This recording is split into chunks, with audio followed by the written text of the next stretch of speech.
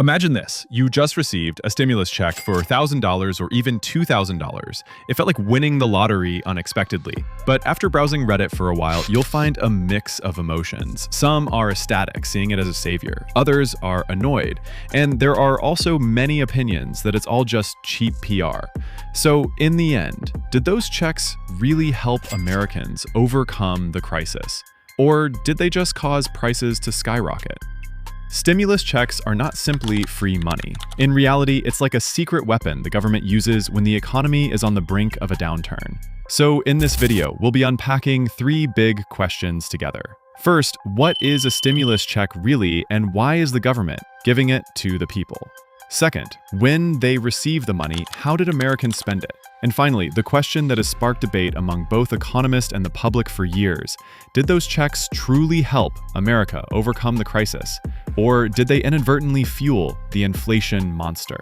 Stimulus checks are cash checks that the US government sends directly to people during economic crises. In economics, it's called fiscal policy, meaning the government uses tax money to inject back into the economy, possibly by increasing spending or reducing taxes, with the sole goal of keeping the economic engine from stalling. The US has done this many times, from the 2008 crisis to COVID-19, when people received up to 3 consecutive rounds of stimulus checks. But there's an interesting truth: not everyone is eligible to receive it.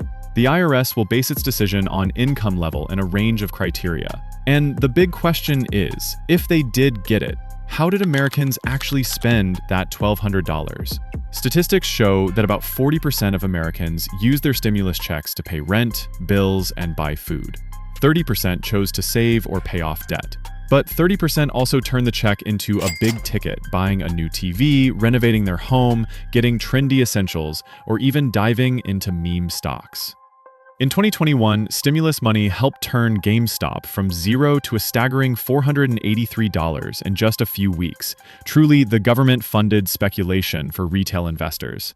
Finally, many opinions suggest that stimulus checks were the spark that ignited inflation. When millions of $1,200 checks were issued, buying power exploded. People have more money to spend, but at the same time, supply chains are congested. There's a shortage of containers, a chip scarcity, and rising energy prices. The inevitable result, from TVs and used cars to food, all items are simultaneously increasing in price. Research by the San Francisco Fed shows that stimulus checks accounted for about 2.5 to 3 percentage points of the peak inflation rate of 9.1%, a significant figure. That means every time you feel the pinch in your wallet when you go to the market, a significant part of the reason is those checks. The rest came from global supply shocks. But it's clear, stimulus checks weren't free money. They were more like a doping dose that made inflation even hotter. Concrete evidence: the core inflation rate also rose by 3.1%, the fastest in 6 months.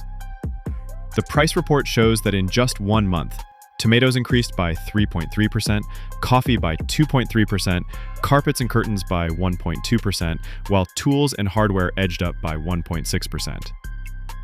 However, data is one thing, but reality is what matters. If there hadn't been stimulus checks, millions of Americans would have fallen below the poverty line. In 2020, according to the US Census Bureau, direct checks helped 11.7 million people escape poverty. Poverty rates even decreased during the year of mass unemployment. For many families living paycheck to paycheck, $1,200 is not extra money. It's about survival, having dinner, having money for rent, having money for daily necessities.